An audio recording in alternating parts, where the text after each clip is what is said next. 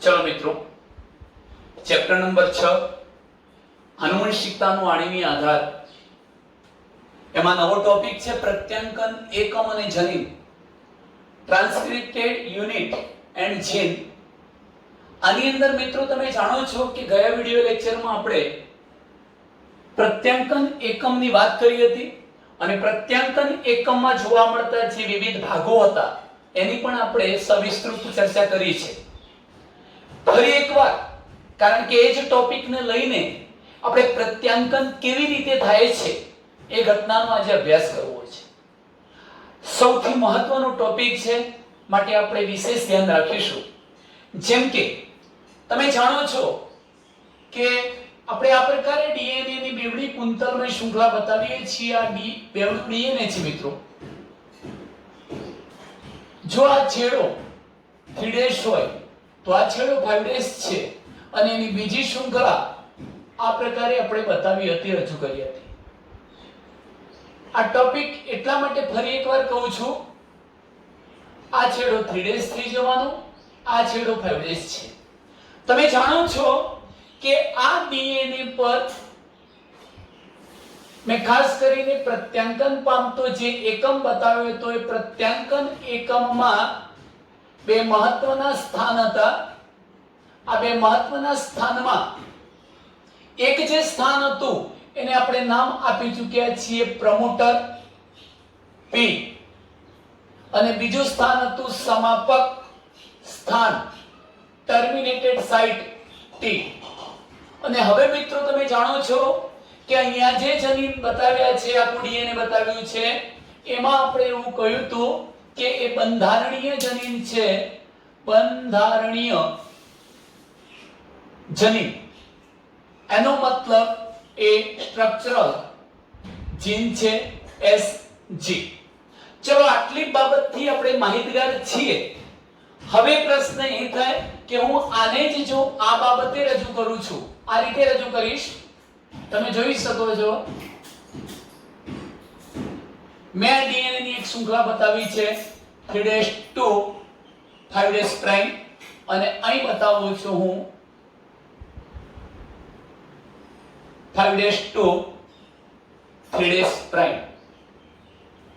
એમાં તમને સ્પષ્ટ થઈ ચૂક્યું છે કે આટલો જે ભાગ આપણે અહીંયા બતાવીએ છીએ. ચાલો હું આ શૃંખલાના અનુસંધાનમાં અત્યારે વાત કરીશ. આ પ્રમોટર સ્થાન છે, આ ટર્મિનેટેડ સાઇટ છે એટલે કે સમાપક સ્થાન છે, અને આ જે છે એ બંધારણીય જનીનો છે SG, સ્ટ્રક્ચરલ જીન બંધારણીય જનીન. હવે મિત્રો તમે જાણો છો કે ડીએનએ ની બંને શૃંખલાઓ પૈકીની આ જે શૃંખલા છે, ધ્રુવત્વના અનુસંધાનમાં મેં વાત કરી હતી કે આને આપણે ટેમ્પલેટ શૃંખલા અથવા નોન કોડિંગ સ્ટ્રેન્ડ કહીશું, ટેમ્પલેટ શૃંખલા. અને જે આ બીજી શૃંખલા હતી એને આપણે નામ આપ્યું હતું કોડિંગ શૃંખલા. કોડિંગ શૃંખલા. ચલો, આપણને જરૂરિયાત છે ખાસ કરીને આટલા ભાગની, એટલે કે પ્રત્યાંકન એકમ 3 ભાગથી બનેલો છે: પ્રમોટર, બંધારણીય જનીન અને સમાપક સ્થાન. આટલો જે ભાગ મેં બતાવ્યો છે એ ભાગ આપણા માટે પ્રત્યાંકન એકમ છે. મિત્રો, બરોબર ધ્યાનથી આપણે સમજવી છે આ ઘટનાને કે અહીંથી મારે હું અલગ પેનથી રજૂ કરું છું. જો આ 3' છેડો હોય તો અહીંયા 5' છેડો, અને આ 5' છેડો હોય તો અહીંયા 3' છેડો. મારે 5' to 3' તરફ, 5' થી 3' છેડા તરફ મેસેન્જર RNA નું નિર્માણ સમજાવવું છે. એનો મતલબ મારે પ્રત્યાંકનની ઘટના સમજાવવી છે કે કેવી રીતે ડીએનએ ની ટેમ્પલેટ શૃંખલા પ્રત્યાંકન પામીને મેસેન્જર RNA બનાવે છે. આ ઘટના જોવી છે. તમે આ પણ બાબત યાદ રાખશો કે 5' to 3' દિશામાં જ મેસેન્જર RNA બને છે. બીજો એક મહત્વનો પોઈન્ટ એ કહું છું મિત્રો કે જો આ પ્રત્યાંકન પામીને મેસેન્જર RNA બનતું હોય તો પછી અર્ધઘટન પામીને અહીંયા પોલીપેપ્ટાઇડની શૃંખલા એટલે પ્રોટીન પણ બનવાનું છે. હવે મારે મહત્વના મુદ્દા તરફ જવું છે કે આ જે બંધારણીય જનીન હતા એમાં જ મારે એક સિસ્ટોન શબ્દ તમને સમજાવવો છે. કયો શબ્દ? સિસ્ટોન. સિસ્ટોન શું છે? સિસ્ટોન શું છે? એ પણ ડીએનએ નો ખંડ જ છે. એટલે બંધારણીય જનીનમાં આવેલો ડીએનએ નો ખંડ છે જે પોલીપેપ્ટાઇડ શૃંખલાનું નિર્માણ કરે છે. ટૂંકમાં જે પ્રત્યાંકન પામીને પોલીપેપ્ટાઇડ શૃંખલા એટલે પ્રોટીન બનાવવાની ક્ષમતાવાળો ભાગ હશે એને આપણે શું કહીશું? સિસ્ટોન. બીજા અર્થમાં કહેવું હોય તો આ બંધારણીય જનીનનો જ ભાગ સિસ્ટોન કહી શકાય. તો પછી આપણે એને માત્ર બંધારણીય જનીન કેમ ના કીધા? તો મિત્રો એ પણ યાદ રાખો કે આ સમગ્ર બંધારણીય જનીન બધો જ ભાગ કઈ પ્રત્યાંકન પામીને મેસેન્જર આરએનએ બનાવતો નથી. એમાં કેટલોક ભાગ એવો હશે કે જે મેસેન્જર આરએનએ નહીં બનાવતો હોય, પરંતુ આમાંનો જ જે ટુકડો અથવા જેટલો ભાગ મેસેન્જર આરએનએ માં પ્રત્યાંકન પામી શકતો હોય, ડીએનએ ના બંધારણીય જનીનના આવા ખંડને કે ટુકડાને આપણે શું નામ આપીએ છીએ? સિસ્ટોન. તો ટૂંકમાં સિસ્ટોન એ બંધારણીય જનીનમાં રહેલો ડીએનએ નો ખંડ છે જે પોલીપેપ્ટાઇડ નું નિર્માણ કરે છે. સિસ્ટોન એ બંધારણીય જનીનમાં રહેલો ડીએનએ નો ખંડ છે જે પોલીપેપ્ટાઇડ એટલે પ્રોટીન, પોલીપેપ્ટાઇડ નું નિર્માણ કરે છે. પણ મિત્રો આપણે સમજીએ છીએ કે પોલીપેપ્ટાઇડ નું નિર્માણ ક્યારે થાય છે? જ્યારે મેસેન્જર આરએનએ બને પ્રત્યાંકન થાય ત્યારે. તો એનો મતલબ કે બંધારણીય જનીનનો એવો ભાગ કે જે પ્રત્યાંકન પામી મેસેન્જર આરએનએ દ્વારા પોલીપેપ્ટાઇડ નું નિર્માણ કરે છે એ ભાગને આપણે શું કહીએ છીએ? સિસ્ટોન તરીકે ઓળખાવીએ છીએ. હવે મિત્રો બીજા નંબરના પોઈન્ટ તરફ જઈ રહ્યો છું કે આ જે સિસ્ટોન એટલે ડીએનએ નો આ જે ભાગ છે બંધારણીય જનીનનો, એ સિસ્ટોનની ગોઠવણી બે પ્રકારની હોઈ શકે. હું અહીંયા શબ્દ લખું છું કે સિસ્ટોન બે પ્રકારની ગોઠવણી ધરાવે છે. બે પ્રકારની ગોઠવણી વાળા હોઈ શકે અથવા સિસ્ટોન બે પ્રકારના હોઈ શકે. કઈ રીતે બે પ્રકારના હોઈ શકે તો એ બાબત આપણે જોઈએ. હું બે ભાગ પાડી દઉં છું મિત્રો. એક પ્રથમ શબ્દ એ લખું છું, આપણે બધા સજીવો એટલે સુકોષ કેન્દ્રીય સજીવોમાં સિસ્ટોન કેવા પ્રકારનો હોય છે અને આદિકોષ કેન્દ્રીય એટલે કે પ્રોકેરિયોટિક સેલમાં આદિકોષ કેન્દ્રીય સજીવોમાં સિસ્ટોનની ગોઠવણી કેવી હોય છે. તો ચાલો સુકોષ કેન્દ્રીય કોષમાં સિસ્ટોનની ગોઠવણી હોય છે મિત્રો એ મોનોસિસ્ટોનિક હોય છે. મોનોસિસ્ટોનિક મતલબ શું થાય? મોનોસિસ્ટોનિક. અને આદિકોષ કેન્દ્રીયમાં સિસ્ટોનની જે ગોઠવણી હોય છે આ ડીએનએ ખંડની ગોઠવણી બંધારણીય જનીનના ભાગની એ પોલીસિસ્ટોનિક છે. આનો મતલબ શું થાય? મોનો અને પોલી સિસ્ટોનિક નો મતલબ શું થાય? ચલો આને આપણે એક ઘટનાથી સમજવાનો પ્રયત્ન કરીએ છીએ. જુઓ મિત્રો, હું આ ડીએનએ નો ખંડ બતાવું છું જે 3' 5' છે. હું એવો જ ટુકડો અહીં પણ બતાવું છું જે પણ 3' 5' છે. મારે એક ગોઠવણી મોનોસિસ્ટોનિક બતાવી છે અને બીજી ગોઠવણી પોલીસિસ્ટોનિક બતાવી છે. એનો મતલબ એ થાય કે આ મોનોસિસ્ટોનિક જે ડીએનએ હતું એ પ્રત્યાંકન પામે અને જ્યારે મેસેન્જર આરએનએ બનાવે ત્યારે આ મેસેન્જર આરએનએ 5' ની દિશામાં બનશે. 5' ની દિશામાં બનવાનું. અને સાથે સાથે તમને એ પણ કહી દઉં કે આ જે મેસેન્જર આરએનએ બન્યું એ સળંગ બનવાનું, ટુકડા સ્વરૂપમાં નથી બનતું. આ સળંગ બન્યું છે અને પરિણામ સ્વરૂપે એ જે પ્રોટીન બનાવશે એ પ્રોટીન, અને તમે પણ જાણો છો કે આ પ્રોટીન એક નિશ્ચિત ઉત્સેચક તરીકે વર્તવાનું છે એટલે અહીંયા બનનારું પ્રોટીન એક જ બને છે. અહીંયા બનનારું પ્રોટીન એક જ બને છે, અલગ અલગ પ્રકારના પ્રોટીન નથી બનતા, એક જ ઉત્સેચકનું સર્જન થાય છે. આ શૃંખલા દ્વારા પ્રત્યાંકનની પ્રક્રિયા દ્વારા જે મેસેન્જર આરએનએ બન્યું એ મેસેન્જર આરએનએ ભાષાંતરની પ્રક્રિયા દ્વારા જ્યારે પ્રોટીન બનાવે છે ત્યારે પ્રોટીન કે ઉત્સેચક એક જ બને છે. તો આવી જે ગોઠવણી છે એને મોનોસિસ્ટોનિક ગોઠવણી કહેવાય છે. પરંતુ આદિ કોષકેન્દ્રીય સજીવો, ખાસ કરીને આપણે બેક્ટેરિયા જેવા સજીવોની વાત કરવી છે મિત્રો, તો એમાં શું કહી શકીએ? એમાં પોલિસિસ્ટોનિક ગોઠવણી જોવા મળે છે. એનો મતલબ કે ડીએનએ નો જે બંધારણીય જનીનનો ભાગ હતો એ આ પ્રકારનો છે. પરંતુ જ્યારે તે પ્રત્યાંકન પામીને મેસેન્જર આરએનએ બનાવે છે ત્યારે એનાથી બનતું જે મેસેન્જર આરએનએ છે એ સળંગ ન બનતા જેમ કે ટુકડાઓમાં બને છે 5' 2 3' 5' 2 3' 5' 2 3' આવી રીતે ટુકડાઓમાં બને છે. અને જો એ ટુકડાઓમાં બનતું હોય તો એનો મીનિંગ એવો થયો કે એના દ્વારા બનનારા જે પ્રોટીન છે મિત્રો, એના દ્વારા બનનારા જે પ્રોટીન હતા એ પ્રોટીન પણ ટુકડાઓ સ્વરૂપે બને છે.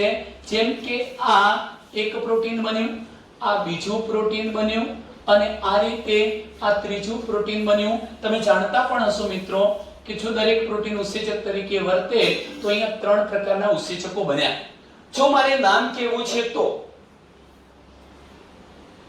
જો મિત્રો અહીં જરા ધ્યાન રાખજો, જો મારે નામ કહેવું છે તો હું નામ પણ આપી શકું કે આ જે છે એ બીટા ગેલેક્ટોસાઇડેઝ નામનો ઉત્સેચક બન્યો. આને આપણે બીટા ગેલેક્ટોસાઇડેઝ કહ્યું. આ જે બીજું બન્યું, બીજું જે પ્રોટીન બન્યું એ ઉત્સેચક તરીકે વર્તવાનું, આપણે એને પરમીએજ નામ આપી દઈએ. અને આ જે ત્રીજો ઉત્સેચક બન્યો એને આપણે ટ્રાન્સ એસિટાઇલેજ નામ આપીએ છીએ. આમ મિત્રો તમે જોઈ શકો છો કે સુકોષ કેન્દ્રીયમાં મોનોસિસ્ટોનિક બંધારણીય જનીન હતું અને આદિકોષ કેન્દ્રીયમાં પોલિસિસ્ટોનિક. એનો મતલબ એ થયો કે આ સિસ્ટોન ગોઠવણી દ્વારા એ એક કરતા વધુ પ્રકારના ઉત્સેચકોનું સર્જન કરે છે પ્રત્યાંકનની ક્રિયા દ્વારા. અહીંયા પ્રત્યાંકનની ક્રિયા દ્વારા એક જ પ્રોટીન કે એક ઉત્સેચક બને છે, માટે એને આપણે મોનોસિસ્ટોનિક કહીએ છીએ. ચાલો મિત્રો, આ વ્યાખ્યા મેં અહીંયાથી કાઢી નાખી. તમે જોઈ શકો છો કે સિસ્ટોન એટલે શું? તો બંધારણીય જનીનમાં રહેલો ડીએનએ નો એવો ભાગ અથવા એવો ખંડ કે જે પોલીપેપ્ટાઇડનું નિર્માણ કરવાની ક્ષમતા વાળો છે, નિર્માણ કરી શકે છે, ટૂંકમાં મેસેન્જર આરએનએ માં પ્રત્યાંકિત થઈ શકે, એને શું કહીશું? સિસ્ટોન. ચલો મિત્રો, હવે તમે જાણો છો કે સુકોષ કેન્દ્રીય સજીવો કેવા છે? મોનોસિસ્ટોનિક. આ શબ્દ લખું છું કે સુકોષ કેન્દ્રીય સજીવો મોનોસિસ્ટોનિક છે. તેમાં વિક્ષેપિત કોડિંગ ક્રમ આવેલો છે. વિક્ષેપિત કોડિંગ શૃંખલા, અથવા મારે બીજા શબ્દમાં કહેવું હોય તો મોનોસિસ્ટોનિક જનીન પોતે વિભાજિત જનીન છે એવું કહી શકાય. શા માટે વિભાજિત જનીન છે? અત્યારે તો હું કૌંસમાં બે શબ્દો લખું છું મિત્રો, ઇન્ટ્રોન પ્લસ એક્ઝોન.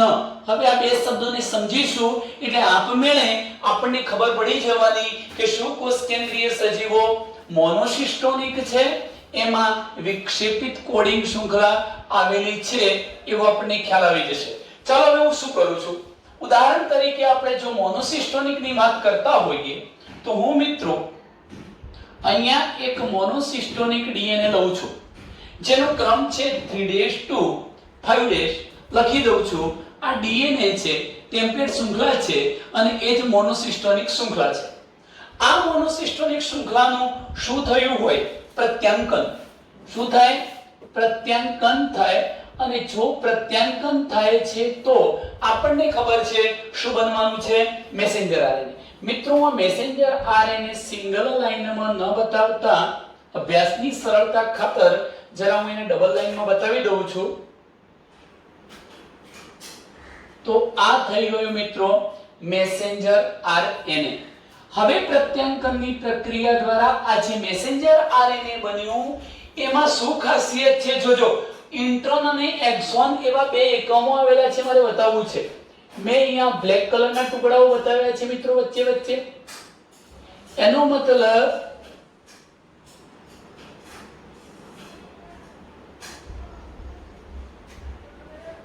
કે જે મેસેન્જર આરએનએ પ્રત્યાંકન પામીને નિર્માણ પામ્યું, હું એને નામ આપું છું HNRNA અથવા પ્રાથમિક પ્રકારનું આરએનએ બન્યું, જે ખરેખર બિનક્રિયાશીલ છે. બિનક્રિયાશીલ, કાર્યરત હોતું નથી. એનો મતલબ કે તે પ્રોટીન બનાવી શકે નહીં, ઉત્સેચક બનાવી શકે નહીં.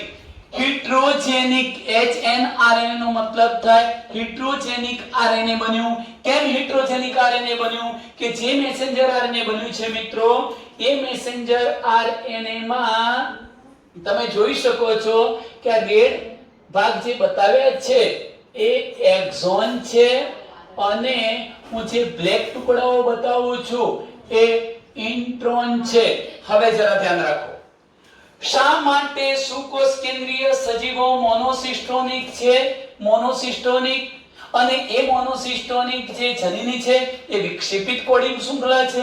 કેમ વિભાજિત જનીન છે? શા માટે? જુઓ, કારણ કે એના દ્વારા બનનારું જે મેસેન્જર આરએનએ છે એમાં ફક્ત એક્ઝોન એકમો નથી, પણ exon intron, exon intron, exon intron થી બનેલી શૃંખલા નિર્માણ પામી. એને હિટ્રોજેનિક ન્યુક્લિયર આરએનએ તરીકે આપણે ઓળખાવીશું. પ્રાથમિક પ્રકારનું આરએનએ જે બિનક્રિયાશીલ છે.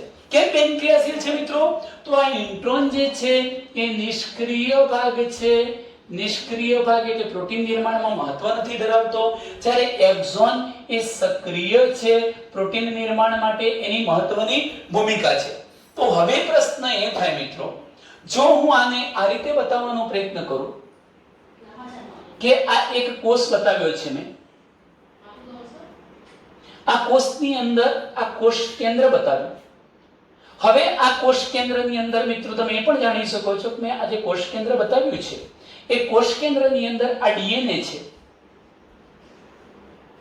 આ ડીએનએ પરથી પ્રત્યાંકનની પ્રક્રિયા દ્વારા જે મેસેન્જર આરએનએ બને છે એ મેસેન્જર આરએનએ માં તમે જોઈ શકો છો કે ફક્ત એક્ઝોન ન હોતા એની અંદર બીજા કયા ઘટકો છે? ઇન્ટ્રોન ઘટકો પણ છે. એક્ઝોન ઇન્ટ્રોન વાળું જે આ શું બન્યું આરએનએ, એ આરએનએ ને આપણે પ્રાથમિક અથવા પૂર્વ પ્રાથમિક આરએનએ કહીશું. જે કેવું છે? હિટ્રોજેનિક આરએનએ છે. અને તે કેવું હોય? નિષ્ક્રિય. એટલે સ્વાભાવિક છે કે એને કોષ કેન્દ્રમાંથી જ્યારે રિબોઝોમ નામની અંગિકા પર જવું છે અને કોષ રસમાં જવું છે ત્યારે એ સક્રિય ભૂમિકામાં હોવું જરૂરી છે. અને સક્રિય ભૂમિકામાં હોવું જરૂરી છે ત્યારે એ સંસાધિત નો મતલબ ફેરફાર વાળું પરિપક્વ બની જવું જોઈએ. અને પરિપક્વ ક્યારે બને?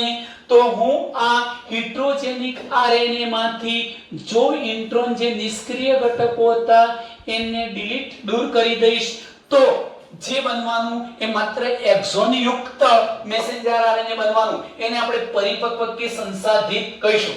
આમ તમે જુઓ છો કે આ હિટ્રોજેનિક આરએનએ જ્યારે પરિપક્વ આરએનએ માં ફેરવાય ત્યારે જ એ કોષરસની અંદર સ્થળાંતરિત થાય છે, એ પહેલા સ્થળાંતરિત થઈ શકતું નથી. હવે મિત્રો તમને ખ્યાલ આવી ચૂક્યો છે કે મોનોસિસ્ટોનિક ગોઠવણી હતી પણ એ વિક્ષેપિત કોડિંગ શૃંખલા વાળી. કેમ? કારણ કે એના દ્વારા પ્રત્યાંકનની ક્રિયાથી બનનારું જે મેસેન્જર આરએનએ હતું એમાં માત્ર એક્ઝોન ઘટકો ન હતા, ટુકડાઓ સ્વરૂપે કોણ હતું? ઇન્ટ્રોન ઘટકો પણ હતા અને તેથી આ જે સિસ્ટોનિક જનીન હતું એ વિભાજિત છે, મોનોસિસ્ટોનિક જનીન વિભાજિત છે એવું આપણે કહી શકીએ મિત્રો. ચલો આટલે સુધીનો તમને ખ્યાલ આવ્યો હશે. આપણો એકદમ પોઈન્ટ ક્લિયર છે કે કોઈ પણ સંજોગોમાં આપણે આગળની પ્રક્રિયામાં ઇન્ટ્રોનને દૂર કરવાના છીએ અને ઇન્ટ્રોનને દૂર કરીને આપણે કેવું આ પ્રકારનું પરિપક્વ મેસેન્જર આરએનએ બનાવી દેવું છે કે જેની અંદર ફક્ત ને ફક્ત કયા ઘટકો હોય, એક્ઝોન જ હોય. ઇન્ટ્રોનને શું કરી દેવા છે? દૂર. તો તેને આપણે શું કહીશું? પરિપક્વ, પૂર્ણ પરિપક્વ અથવા સંસાધિત મેસેન્જર આરએનએ બન્યું એમ કહીશું. તો મિત્રો આટલે સુધીની મેં ચર્ચા કરી દીધી છે. હવે જરા એ પણ કહી શકું હું તમને કે એક્ઝોન, અહીંયા બધા એક્ઝોન છે, એક્ઝોન. ચલો આ ઇન્ટ્રોન ન હોત તો એક્ઝોન સળંગ શૃંખલા બનતી. એનો મતલબ એ થયો કે આ એક્ઝોન ઇન્ટ્રોન વડે વિક્ષેપિત થયા છે. જો ઇન્ટ્રોન ન હોત તો સળંગ બનતી આ શૃંખલા, પણ અંદર ઇન્ટ્રોન સમાઈ ગયેલા છે તો એક્ઝોન એ ઇન્ટ્રોન દ્વારા શું થયું? વિક્ષેપિત. હું આ શબ્દ પણ લખું છું કે એક્ઝોન એ ઇન્ટ્રોન દ્વારા વિક્ષેપિત, ખલેરવાળું વિક્ષેપિત થાય છે. આટલે સુધી તમને ખબર પડી ગઈ છે કે એક્ઝોન ઇન્ટ્રોન દ્વારા વિક્ષેપિત થાય છે. ઇન્ટ્રોન શું છે? ઇન્ટ્રોન એ મધ્યવર્તી અનુક્રમ છે. આ ઇન્ટ્રોન મધ્ય ભાગમાં આવેલો મધ્યવર્તી, તો એ પણ શબ્દ લખીએ છીએ કે ઇન્ટ્રોન મધ્યવર્તી અનુક્રમ છે. મિત્રો હું તમને એક પ્રશ્ન પૂછું છું કે ઇન્ટ્રોન શામાં ના જોવા મળે? પરિપક્વ આરએનએ માં ના જોવા મળે કે હેટરોજેનિક આરએનએ માં ના જોવા મળે? તો આપણે એમ કહી શકીએ કે ઇન્ટ્રોન મધ્યવર્તી અનુક્રમ છે અને જે પરિપક્વ અથવા સંસાધિત આરએનએ માં, સંસાધિત મેસેન્જર આરએનએ માં જોવા મળતો નથી. સાથે સાથે એક બીજા ટૂંકા પ્રશ્નની ચર્ચા પણ કરી દઉં. એ ટૂંકો પ્રશ્ન એ છે કે પરિપક્વ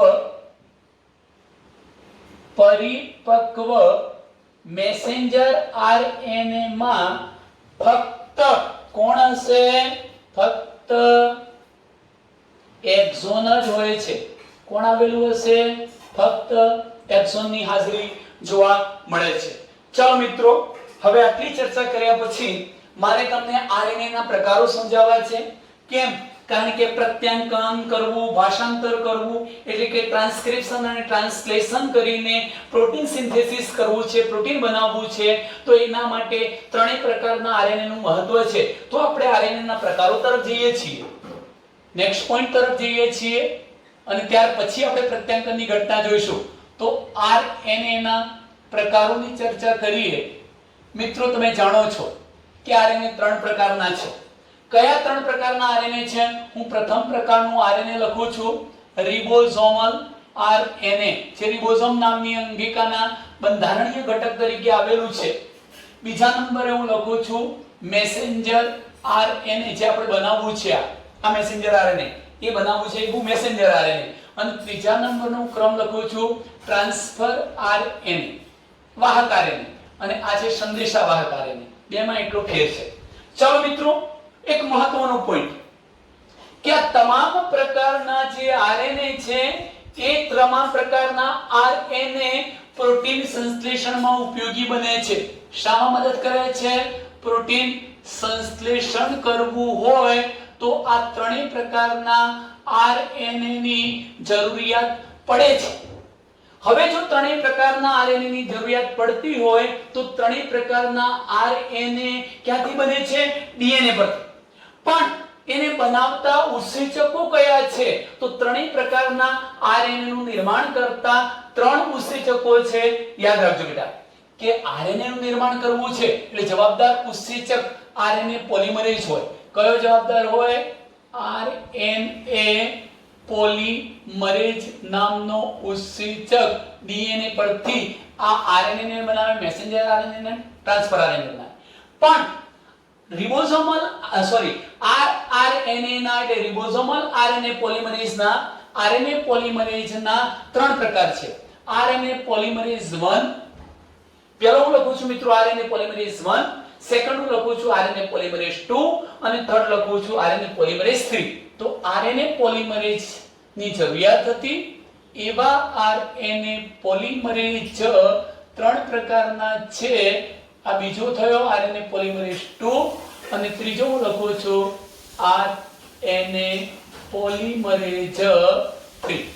હવે આપણે સ્પષ્ટ થઈ ચૂક્યા છીએ કે એમાંથી RNA પોલિમરેઝ 1 એ રિબોસોમલ RNA નું સંશ્લેષણ કરાવે, RNA પોલિમરેઝ 2 મેસેન્જર RNA બનાવે. આપણા માટે બહુ જ મહત્વનું, RNA પોલિમરેઝ 2 દ્વારા મેસેન્જર RNA બનવાનું છે અને RNA પોલિમરેઝ 3 દ્વારા ટ્રાન્સફર RNA બનવાનું છે.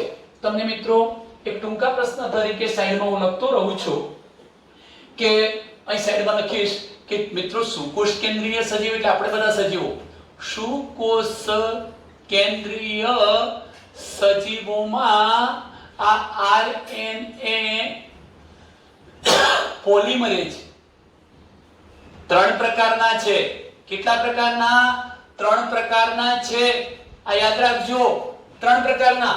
પરંતુ હું બેક્ટેરિયા જેવા સજીવોની વાત કરું છું તો બેક્ટેરિયા જેવા આદિકોષ કેન્દ્રીય સજીવોમાં RNA પોલિમરેઝ એક જ પ્રકારનો છે, એક જ છે, એમાં ત્રણ પ્રકાર નથી. અને તેથી જો એક જ પ્રકારનો છે છતાં આ એક પ્રકારનો RNA પોલિમરેઝ એ રિબોસોમલ RNA પણ સંશ્લેષિત કરી શકે, એ મેસેન્જર RNA નું પણ સંશ્લેષણ કરાવી શકે અને એ ટ્રાન્સફર RNA નું પણ સંશ્લેષણ કરાવે. ટૂંકમાં કહું તો બધા જ પ્રકારના RNA નું નિર્માણ ફક્ત એક જ ઉત્સેચક કરાવશે, RNA પોલિમરેઝ. કયા સજીવોમાં? આદિકોષ કેન્દ્રીય સજીવોમાં. પણ સુકોષ કેન્દ્રીય સજીવોમાં RNA પોલિમરેઝ ત્રણ પ્રકારના છે, પોલિમરેઝ 1, 2 and 3. ચાલો હવે જોજો કે RNA પોલિમરેઝ 1 એ રિબોસોમલ RNA બનાવે છે. વાત સાચી, પણ કયા પ્રકારના? એક ટૂંકો પ્રશ્ન યાદ રાખજો, એ કયા પ્રકારના રિબોસોમલ RNA બનાવે છે? તો હું સાઈડમાં લખતો રહું છું મિત્રો 28S રિબોસોમ. બીજો શબ્દ મેં લખી દીધો છે 18S રિબોસોમ અને ત્રીજો શબ્દ હું લખું છું 5.8S. તમે જાણો છો S શું છે? સ્લેડબરી એકમ. આટલું કદ ધરાવતા રિબોસોમલ RNA બને છે. ચલો મિત્રો બીજા મુદ્દા તરફ જઈએ કે જે RNA પોલિમરેઝ 2 હતો મેસેન્જર RNA નું સંશ્લેષણ કરે છે, તો એ કયા? એ તો તમે જાણો છો કે મેસેન્જર RNA નું નિર્માણ તો થવાનું પણ હિટ્રોજેનિક, એટલે હું શબ્દ લખું છું હિટ્રોજેનિક મેસેન્જર RNA બનાવવાનું કામ કોનું છે? RNA polymerase 2. ટૂંકમાં બેટા કહી દઈએ તો પ્રાથમિક પ્રકારનું. કેવા પ્રકારનું? જેમાં એક્સોન અને ઇન્ટ્રોન છે એવું બનાવવાનું કામ આનું છે. ચલો ટ્રાન્સફર RNA એ શું છે? તો ટ્રાન્સફર RNA ને આપણે વાહક RNA કહીએ છીએ. એ મિત્રો S5SR RNA આપણે એવું કહી શકીએ. જો અહીં શબ્દ લખું છું 5SR RNA small nuclear RNA. બીજો એક શબ્દ પણ લખી દઉં છું SN સ્મોલ ન્યુક્લિયર RNA. આવા RNA નું સર્જન કોણ કરાવે છે?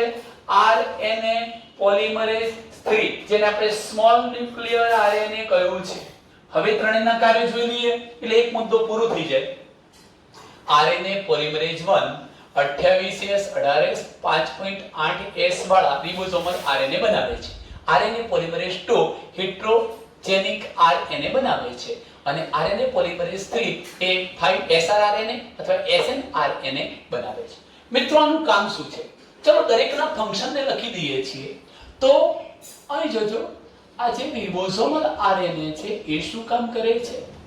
મેસેન્જર RNA શું કામ કરે છે? અને ટ્રાન્સફર RNA શું કામ કરે છે? પહેલો મુદ્દો લખું છું કે રિબોઝોમલ આરએનએ એ એક તો રિબોઝોમના બંધારણમાં હોવાથી એ મેસેન્જર આરએનએ ગોઠવશે. જો એનું બંધારણ યોગ્ય ન હોય તો મેસેન્જર આરએનએ એના પર ટકી શકતું નથી. એટલે બંધારણીય ભૂમિકા ભજવે છે એમ તો કહી શકાય. અને એ ઉત્પ્રેરક એટલે મિત્રો પ્રક્રિયાને પ્રેરવી, ઉદ્દીપનનું કાર્ય કરવું, ઉત્સેચક તરીકે વર્તવું એ પણ કામ કરી શકે છે. તો બંધારણીય ભૂમિકા અને ઉત્પ્રેરક ભૂમિકા ભજવે છે. મેસેન્જર આરએનએ શું કરે છે?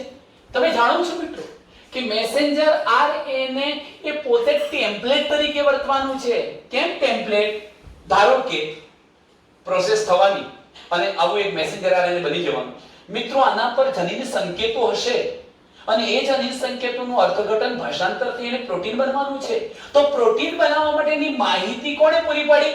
Messenger RNA. અને માહિતી પૂરી પાડે એને તો આપણે ટેમ્પલેટ કહીએ છીએ. તો તે ટેમ્પલેટ તરીકે વર્તી પ્રોટીનનું નિર્માણ કે પોલીપેપ્ટાઇડનું નિર્માણ કરવાની ભૂમિકા ભજવે છે. અને ટ્રાન્સફર આરએનએ શું કરે? મિત્રો અહીંયા પ્રોટીન બનાવવું છે તો એ માટેના એમિનો એસિડ જુદા જુદા કોષરસમાં હશે. એને આપણે શું કરવું પડશે? લાવવા પડશે. લાવવા અને સાથે સાથે અહીંયા જે આનુવંશિક માહિતી હતી એનું વાંચન કરવું પડે. જેમ કે આ મેસેન્જર આરએનએ પરનો જનીન સંકેત AUG છે. હવે AUG મિથિયોનિન નામના એમિનો એસિડ માટે છે. તો આ મિથિયોનિન નામના એમિનો એસિડ માટે છે એવું વાંચન કરવું એ કામ કોણ કરે છે? Transfer RNA. એટલે હું લખું છું કે એમિનો એસિડને કોષરસમાંથી શોધીને લાવવા અને સાથે સાથે જે આનુવંશિક માહિતી હતી એ આનુવંશિક માહિતીનું વાંચન કાર્ય કરવું આ કોણ કરે છે? ટ્રાન્સફર આરએનએ કરે છે. મિત્રો આટલે સુધીની મેં જે ચર્ચા કરી છે એ જેની ખરેખર મહત્વની ભૂમિકા છે એવા આરએનએના આપણે પ્રકારોની વાત કરી છે.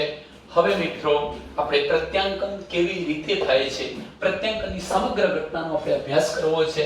ખૂબ જ વિસ્તૃત તમે અહીં ધ્યાન રાખજો. તમને એક બાબત તો ખબર પડી ચૂકી છે કે શું બનાવવું છે આપણે. પ્રત્યાંકન એટલે શું? પ્રત્યાંકન એટલે શું? ડીએનએ પરથી મેસેન્જર આરએનએ બનાવવું છે. કોણ બનાવશે બેટા? આરએનએ પોલિમરેઝ 2 બનાવશે.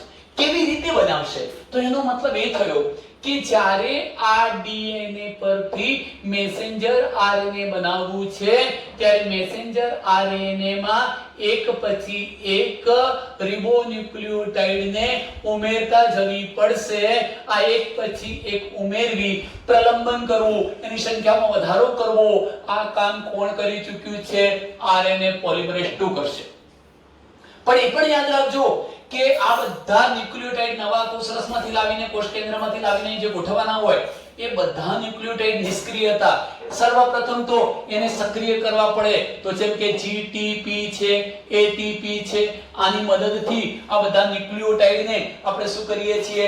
સક્રિય કરીએ છીએ. એટલે હવે હું આખી વાક્ય રચના એવી કહી શકું કે આરએનએ પોલિમરેઝ પ્રમોટર સ્થાને જોડાઈ જઈને પ્રત્યાંકનની શરૂઆત કરવાનો છે. કેમ પ્રમોટર સ્થાન? મિત્રો પ્રમોટર સ્થાન અહીં છે. આવ્યું.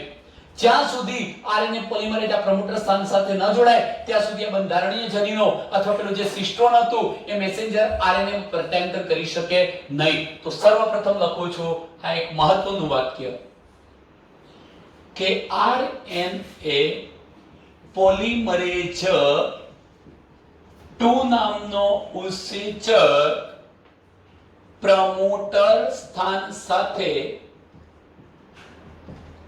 જોડાઈ જઈને પ્રત્યાંકનની શરૂઆત કરે છે. જ્યાં સુધી એ ન જોડાય ત્યાં સુધી શરૂઆત ન થઈ શકે. શરૂઆત કરે છે. પણ એક બીજી બાબત પણ તમને કહી દઉં મિત્રો કે માત્ર પ્રમોટર સ્થાન સાથે જોડાઈ જવાથી પ્રત્યાંકન શરૂ નથી થઈ જતું. અને માટે જ તો એક અગત્યનો શબ્દ લખું છું કે આરએનએ પોલિમરેઝ ક્ષણિક વાર માટે પ્રારંભિક કારક સાથે પણ જોડાઈ શકે. પ્રારંભિક કારક હું સિગ્મા લખું છું. પ્રારંભિક કારક તરીકે કોણ હોય? સિગ્મા. ઇનિશિયલ ફેક્ટર પ્રારંભિક કારક સિગ્મા. અને બીજો એક શબ્દ લખી દઉં છું મિત્રો અને સમાપક કારક ટર્મિનેટ ફેક્ટર સમાપક કારક તરીકે RH O રો એને આપણે સામાન્ય રીતે આવા સિમ્બોલમાં બતાવીએ છીએ. હવે મતલબ એવો થયો કે આપણે પ્રત્યાંકન શરૂ કરવું છે, ડીએનએ પરથી મેસેન્જર આરએનએ બનાવવું છે, તો પ્રમોટર સ્થાન સાથે પહેલા કોણ જોડાવવું જોઈએ? આરએનએ પોલિમરેઝ 2 જોડાવવું જોઈએ. ચાલો જોડાઈ ગયો. પ્રત્યાંકન શરૂ થઈ જવાનું? ના. એ ક્યારે થાય? તો જ્યારે આરએનએ પોલિમરેઝ ક્ષણિક વાર માટે પ્રારંભિક કારક સિગ્મા સાથે જોડાય. હું બતાવું છું આકૃતિમાં બેટા. સિગ્મા સાથે જોડાય તો પ્રત્યાંકન શરૂ થઈ ગયું, અને જો ભૂલથી સમાપક કારક RH સાથે જોડાઈ જાય તો પ્રત્યાંકનની પ્રક્રિયા શું થઈ જાય? અટકી જાય. તો એનો મીનિંગ એવો થયો કે આરએનએ પોલિમરેઝ સમાપ્તિ સ્થાને પહોંચે છે ત્યારે નવનિર્મિત જે આરએનએ છે એ શું થઈ જવાનું? છૂટું પડી જવાનું. બનેલું આરએનએ એની પણ હું ચર્ચા કરું, પણ અહીં જરા ધ્યાન રાખો. આરએનએ પોલિમરેઝ ક્ષણિક વાર માટે પ્રારંભિક કારક સાથે જોડાય. જો પ્રારંભિક કારક સાથે જોડાય તો શું થાય? પ્રત્યાંકન શરૂ થાય. પ્રત્યાંકન થાય. કેમ? કારણ કે આ આરએનએ પોલિમરેઝ એક્ટિવ બની જવાનો, એક પછી એક ન્યુક્લિયોટાઇડને ઉમેરતો જવાનો, અને એ રીતે આરએનએ બની જવાનું, પ્રત્યાંકન થવાનું. પણ એની જગ્યાએ આ સમાપક કારક RH O જોડાઈ જાય કોની સાથે? આરએનએ પોલિમરેઝ સાથે. તો ત્યાં પ્રત્યાંકનની જે પ્રક્રિયા છે એ સમાપ્ત થાય. મોટા ભાગે તો આ ક્યારે જોડાય? થોડીક વાર માટે જોડાય, અને જેવું પ્રત્યાંકન શરૂ થઈ જાય કે તરત જ પ્રત્યાંકન થાય કે તરત જ આ જે સિગ્મા ફેક્ટર હતું એ દૂર થઈ જશે. આ પ્રક્રિયા પણ પૂરી થવાની, પ્રત્યાંકનની પ્રક્રિયા પૂરી થવાની, એટલે RH O ફેક્ટર જે હતો એ દૂર થઈ જાય. ટૂંકમાં ક્ષણિક વાર માટે જોડાય છે. હવે મહત્વનો પોઈન્ટ શું છે જરા ધ્યાનથી સમજો કે આરએનએ પોલિમરેઝ ક્ષણિક વાર માટે પ્રારંભિક કારક સાથે જોડાય, પ્રત્યાંકન શરૂ થઈ ગયું. પ્રત્યાંકન શરૂ થતા મેસેન્જર આરએનએ બની ગયું. હવે કયો છેડો આવવાનો છે? આ છેડો કયો આવવાનો? સમાપક સ્થાન. સમાપક સ્થાન સાથે કોણ? સમાપક સ્થાને કોણ ખસીને આવી ગયો છે? પેલો આરએનએ પોલિમરેઝ, અને એની સાથે તરત જ કોણ જોડાશે? RH O. એટલે બનેલી આખી આ મેસેન્જર આરએનએ ની શૃંખલા હતી એ પેલા આરએનએ પોલિમરેઝ નામના ઉત્સેચકથી છૂટી પડી જવાની. કોની સાથે? આરએનએ પોલિમરેઝ નામના ઉત્સેચકથી એ છૂટી પડી જવાની. નવનિર્મિત જે આરએનએ બનવાનું એ આરએનએ પોલિમરેઝથી છૂટું પડી જવાનું, અને ફળ સ્વરૂપે સમાપન પ્રક્રિયા આવી જવાની. હું આ ઘટનાને સમજાવું મિત્રો, આકૃતિમાં સમજીશું એટલે વાક્ય રચના તમે વધુ સારી રીતે સરળતાથી સમજી જઈ શકશો. ચાલો જોજો. ચાલો આ પોઈન્ટને હજુ આપણે ક્લિયર કરીએ છીએ આકૃતિ દ્વારા. અત્યારે મેં આ લખ્યું છે એટલું તમે ધ્યાનથી રાખો. પણ એક બીજો મુદ્દો કહી દઉં મિત્રો, કે હવે માની લો કે જો આ મેં તમને ઘટના બતાવી કે આ છેડો છે 3 ડેશ 5 ડેશ. કોનો છેડો છે? બંધારણીય જનીન, સિસ્ટ્રોનિક બંધારણીય જનીન. અને હવે એમાંથી જો આરએનએ પોલિમરેઝ પેલા પ્રમોટર સ્થાન સાથે જોડાયો હોય અને એની સાથે સિગ્મા કારક થોડીક વાર માટે જોડાયો હોય, પ્રત્યાંકન શરૂ થઈ ગયું. અને પ્રત્યાંકન શરૂ થઈ જાય છે તો આ બની કોણ ગયું? મેસેન્જર આરએનએ બની ગયું. આ મેસેન્જર આરએનએ તો બન્યું, અને કેવા પ્રકારનું બન્યું? હિટ્રોજેનિક મેસેન્જર આરએનએ બન્યું છે. હિટ્રોજેનિક એટલે કે એની અંદર કયા ઘટકો હશે? ઇન્ટ્રોન પણ હશે. એવું બનેલું છે. ચાલશે નહીં, કેમ કે આ તો નિષ્ક્રિય હોય. હવે શું કરવું પડે? એક પ્રોસેસ કરવી પડે. પ્રોસેસ કરીશું આપણે. કઈ પ્રોસેસ? કે ધીરે ધીરે આ બધા ઇન્ટ્રોન ઘટકોને શું કરવા પડે? દૂર કરવા પડે. અને માત્ર એક્સોન વાળા ઘટકો રાખીશું એટલે પરિપક્વ શું મળી જવાનું તમને? Messenger RNA. હવે જે પ્રોસેસ અહીંયા આપણે કરી એ સુકોષ કેન્દ્રીય કોષમાં બરોબર છે, પણ આ મહત્વનો પોઈન્ટ મિત્રો કે આદિ કોષ કેન્દ્રીય કોષની વાત કરું તો આદિ કોષ કેન્દ્રીયમાં એક તો પ્રત્યાંકનની ક્રિયા અને ભાષાંતર થવું એટલે કે પ્રોટીન બનવું. મેસેન્જર આરએનએ પરથી પ્રોટીન બની જવું. પ્રત્યાંકન થવું એટલે મેસેન્જર આરએનએ બનવું, અને ભાષાંતર થવું એટલે પ્રોટીન બનવું. આ બંને ક્રિયાઓ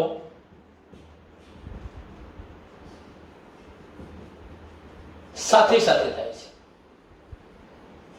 અહીં એવું નથી થતું. અહીં પહેલા પ્રત્યાંકન થાય, એ પૂર્ણ થઈ ગયા પછી ભાષાંતરથી પ્રોટીન બનવાનું. પણ સુકોષ કેન્દ્રીયમાં એવું નથી. કેમ એવું નથી? એનો એક જ સીધો અર્થ એવો થાય મિત્રો કે આદિકોષ કેન્દ્રીય સજીવોમાં કોષ કેન્દ્ર પટલ હોતું નથી. એટલે ત્યાં આપણે એમ કહી શકીએ કે કોષ કેન્દ્ર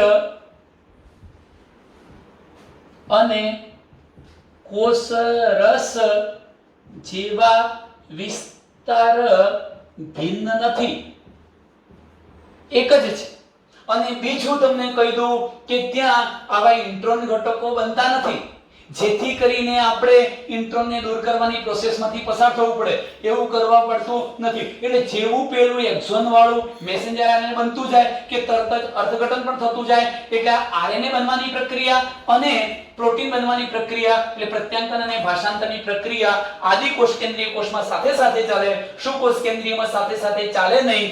કેમ? કારણ કે સુકોષ કેન્દ્રીયમાં જે આરએનએ બન્યું હતું એ હિટ્રોજેનિક છે, એમાં પ્રોસેસ કરીને એને પૂર્ણ પરિપક્વ અથવા સંસાધિત આરએનએ માં આપણે ફેરવવું પડશે મિત્રો. હવે આ ઘટના કેવી રીતે થાય છે? ચલો હવે આપણું એક સ્ટેપ શરૂ થાય છે આકૃતિનું. હું આકૃતિ દ્વારા આ ઘટનાને સમજાવું છું. મારે એક મહત્વનો પોઈન્ટ પણ નોંધવો છે મિત્રો. ચલો એ ધ્યાન રાખજો.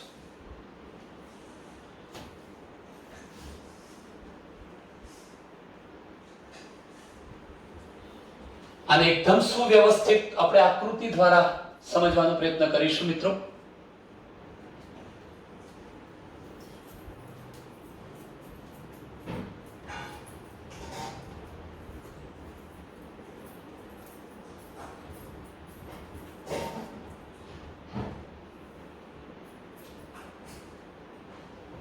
ચાલો અહીં હું શબ્દ લખી નાખું છું કે સુકોષ કેન્દ્રીય સજીવોમાં આપણે શામાંથી પસાર થવું છે? પ્રોસેસિંગ પ્રક્રિયામાંથી પસાર થવું છે. એટલે સુકોષ કેન્દ્રીય સજીવમાં આપણે બે વધારાની જટિલતા જોઈ છે. સજીવોમાં બે વધારાની જટિલતાનો પણ આપણે અભ્યાસ કરવો. બે વધારાની જટિલતા કઈ જોવા મળે છે? પહેલી જટિલતા મિત્રો એ છે કે જે મેસેન્જર આરએનએ બન્યું, આરએનએ પોલિમરેઝ 2 દ્વારા જે મેસેન્જર આરએનએ બને છે એ પૂર્વ સ્વરૂપનું બને છે, પ્રાથમિક પ્રકારનું બને છે, હિટ્રોજેનિક આરએનએ બને છે અને એમાંથી આપણે ઇન્ટ્રોનને દૂર કરવાની પ્રોસેસ કરવી પડશે. એટલે આ એક જટિલતા થઈ. એટલે પહેલા આપણે લખીશું કે આરએનએ પોલિમરેઝ 2 દ્વારા બનતું મેસેન્જર આરએનએ કેવા પ્રકારનું છે? હિટ્રોજેનિક મેસેન્જર આરએનએ છે.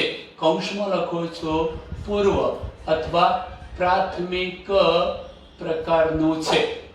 એમાં આપણે ફેરફાર કરવાનો છે. એક આ જટિલતા. અને બીજી જટિલતા શું છે? તો બીજી જટિલતા માટે મિત્રો એવું કહી શકાય કે પ્રાથમિક પ્રત્યાંકનમાં એક્ઝોન અને ઇન્ટ્રોન બંને હતા.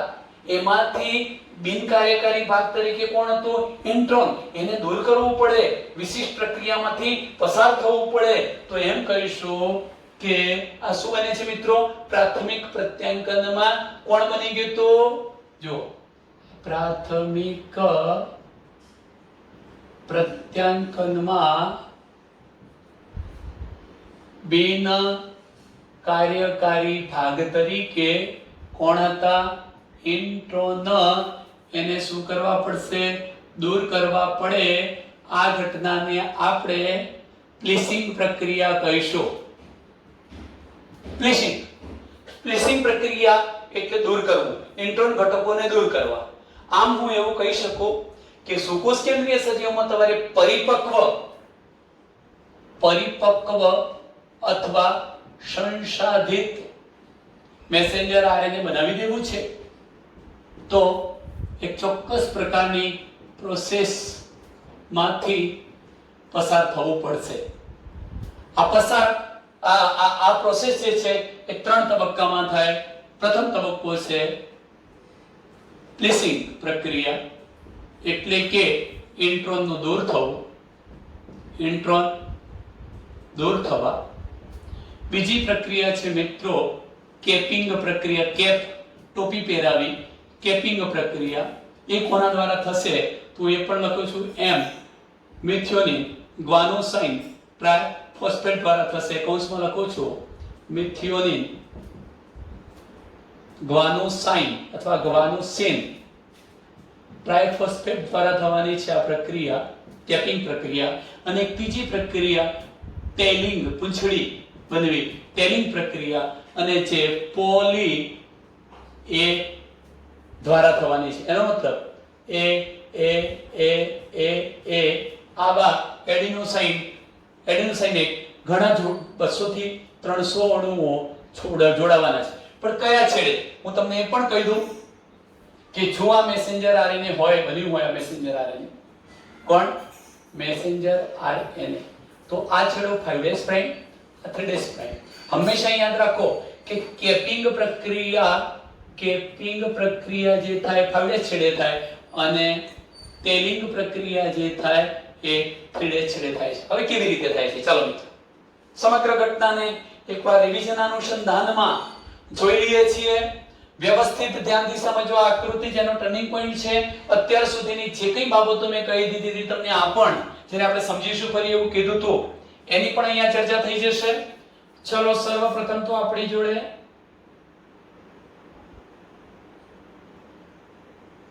આ પ્રકારનું ડીએનએ છે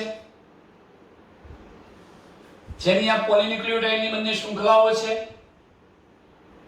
એક શૃંખલાને હું નામ આપું છું 3'. ચલો હવે સર્વપ્રથમ શું ઘટના થાય છે તમે જાણો છો કે અહીંયા કયું સ્થાન હતું મિત્રો? પ્રમોટર સ્થાન. અહીંયા કયું સ્થાન હતું? સમાપક સ્થાન. પ્રમોટર સ્થાન. જનીનો કયા હતા? બંધારણીય જની સ્ટ્રક્ચરલ જીન. હવે શું ઘટના થાય જો પ્રત્યાંગનની પ્રક્રિયા શરૂ કરી હોય? સર્વપ્રથમ બંને પોલીન્યુક્લિયોટાઇડની શૃંખલાને છૂટી પાડવી પડે. છૂટી પાડવાનું કામ કોણ કરે છે? આરએનએ પોલિમરેઝ 2 નામનો ઉત્સેચક. કેવી રીતે છૂટી પાડે છે જોઈ શકો છો તમે.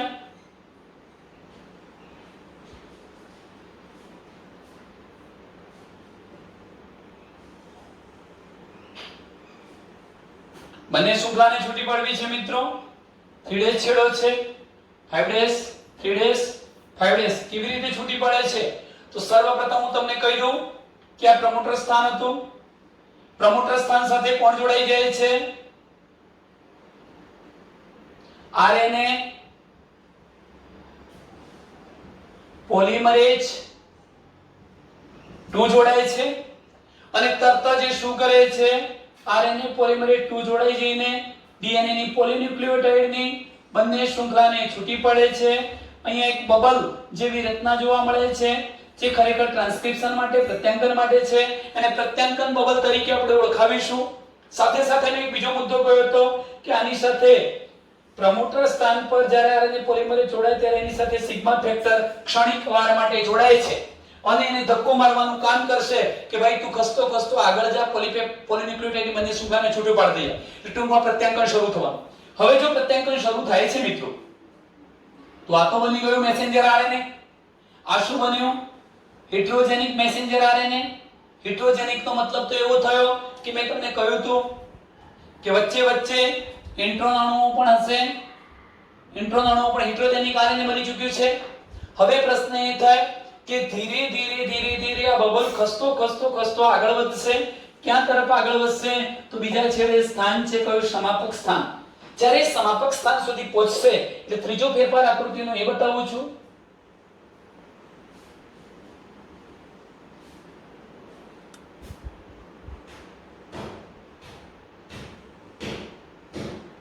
એ સમાપક સ્થાન સુધી પહોંચશે ત્યાં સુધી તો તમે જોઈ શકો છો મેસેન્જર આરએનએ બની ચૂક્યું હશે 5' 3' પ્રાઇમ તરફ. બરોબર ધ્યાનથી સમજજો. પ્રમોટર સ્થાન હવે અહીંયા રહી ચૂક્યું છે. આ બબલ ક્યાં સુધી આવી ચૂક્યો છે? સમાપક સ્થાન સુધી. સમાપક સ્થાન સુધી એનો મતલબ એવો થયો કે આરએનએ પોલિમરેઝ હવે ક્યાં સુધી પહોંચી ચૂક્યો છે? સમાપક સ્થાન સુધી પહોંચી ચૂક્યો છે કે તરત જ એની સાથે કોણ જોડાય? RH factor. અને RH ફેક્ટર જોડાય એટલે પ્રત્યાંકનની પ્રક્રિયા પૂર્ણ થઈ ગઈ, સમાપ્તિ થઈ ગઈ એમ સમજી લો. હવે છૂટું પડેલું જે આ મેસેન્જર આરએનએ છે એ મેસેન્જર આરએનએ ને આપણે શું કરવું પડે?